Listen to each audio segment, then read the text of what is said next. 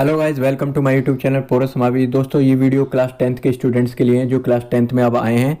CBSE board ने उनका syllabus कम कर दिया है, 30% सिलेबस आपका कम हो गया है। तो इस वीडियो के अंदर मैं मैथ्स का सिलेबस बताने जा रहा हूँ कि मैथ्स में कौन से टॉपिक आने वाले हैं। अगली वीडियो में और सब्जेक्ट जो हैं उनके बारे में बताऊंगा, साइंस के बारे में, इंग्लिश के बारे में उनकी वीडियो आएगी। उसमें क्या क्या आपके टॉपिक चेंज हुए हैं साइंस में, इंग्लिश में। तो आप मेरी वीडियो को पूरा देखें। क्लास 9th का भी मैं सिलेबस आपको बताऊंगा। आपका chapter number first real numbers, इसमें बताने जा रहा हूँ कि क्या आ रहा है क्या नहीं आ रहा। तो आप अपनी निशान लगा लें इनको, क्या आ रहा है क्या नहीं आ रहा।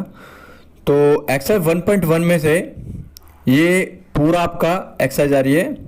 1.2 एचसीएफ एलसीएम आपके बेसिक वाले नहीं आ रहे, तो इसको आप रहने देना, काट देना 1.2 में। उसके बाद 1.3 आपकी पूरी आ रही है, इसको पूरा करना है आपको, कंप्लीट करके जाना है। 1.4 भी आपको कंप्लीट करके जानी है। तो मेरा कहने का मतलब है 1.2 आपकी नहीं आ रही है, इसमें से बेसिक एचसीएफ एलसीएम आप रहने देना। इसके बाद आपका चैप्टर 2 पॉलिनोमियल, इसके अंदर आपको 2.1 करनी है और एक्सरसाइज 2.2 भी करनी है। 2.3 डिवीजन वाली आपकी इस साल नहीं आएगी, तो आपको 2.3 नहीं करनी है।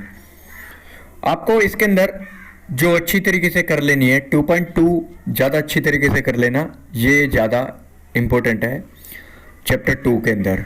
तो 2 में आपका 2.3 डिवीजन वाली ये आपकी नहीं आ रही है। तो इसका कहने का मतलब ये है आपके जो पेपर आएगा वो आपका बिल्कुल हल आएगा। इस साल हिस्ट्री में पहली बार होगा, क्या हिस्ट्री में पहली बार होगा ऐसा पेपर आएगा। आपका चैप्टर 3 है आपकी स्क्रीन के सामने, लीनियर इक्वेशन।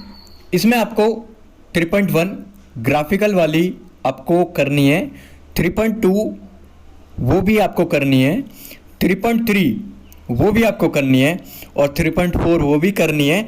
खाली जो इसमें से काटी गई है एक्सरसाइज 3.5 क्रॉस मल्टीप्लिकेशन मेथड।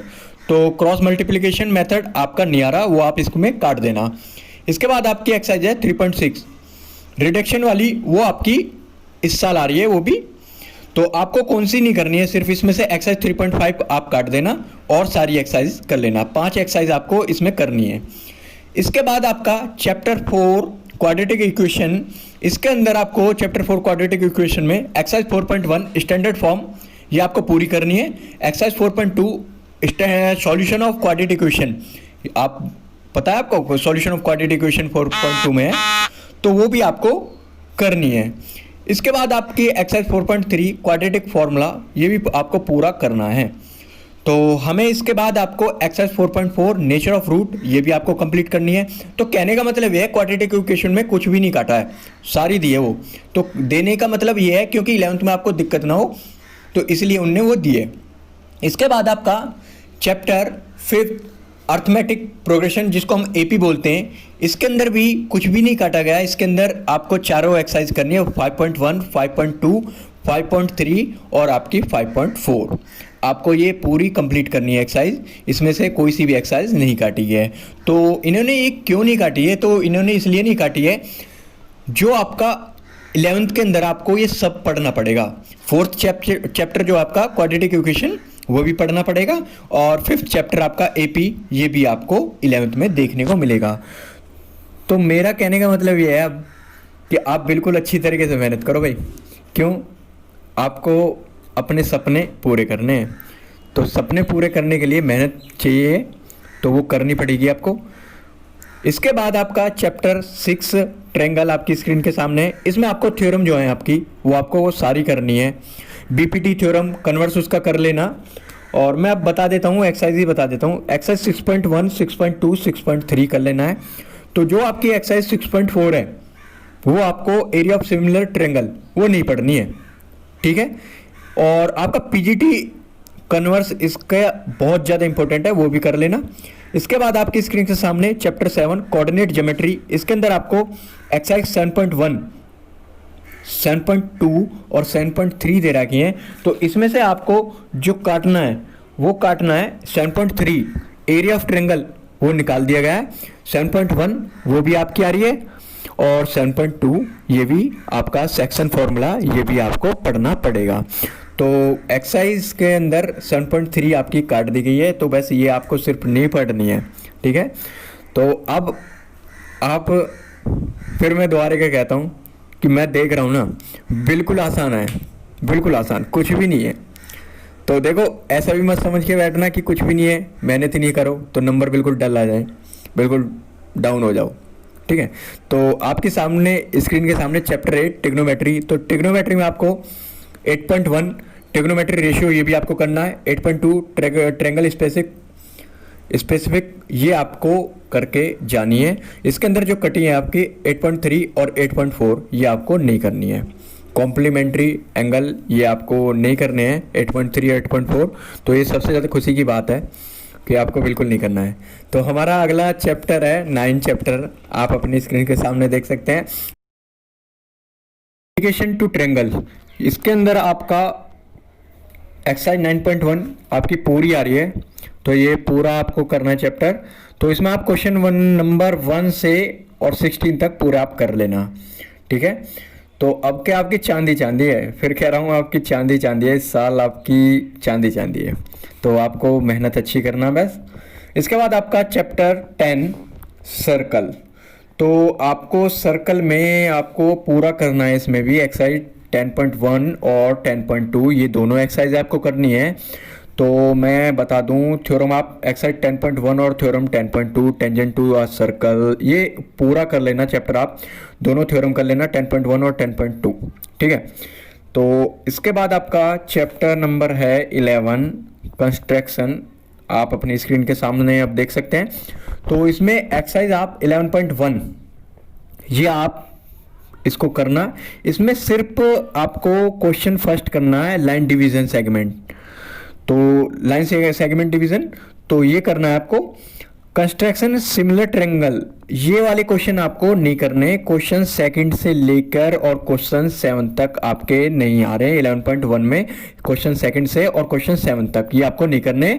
11.1 में क्वेश्चन 1 करना है लाइन सेगमेंट डिवीजन, सिर्फ यही क्वेश्चन करना है आपको। इसके बाद आपका एक्सरसाइज 11.2 इसके अंदर आपको करना है, ये आपको पूरी कंप्लीट करनी है सर्कल पर टेंजेंट वाली, ये पूरी कर लेनी है आपको। ठीक है, उसके बाद आपका चैप्टर 12। तो चैप्टर 12 के अंदर आपका एरिया रिलेटेड टू सर्कल आपका चैप्टर है। इसके अंदर आपको एक्सरसाइज 12.1 वो कंप्लीट करनी है। प्रॉब्लम बेस्ड ऑन सर्कल सरकमपेरिमीटर ये बेस्ड सारी प्रॉब्लम आपको ये करके चली जानी है। उसके बाद आपकी एक्सरसाइज 12.2 और 12.3 इसमें सेगमेंट एरिया की बात करूं और सेक्टर एरिया की बात करूं तो इसमें आपको जो एंगल 60 और 90 की वैल्यू दे रखी है सिर्फ वो वाले क्वेश्चन करने हैं। कौन से?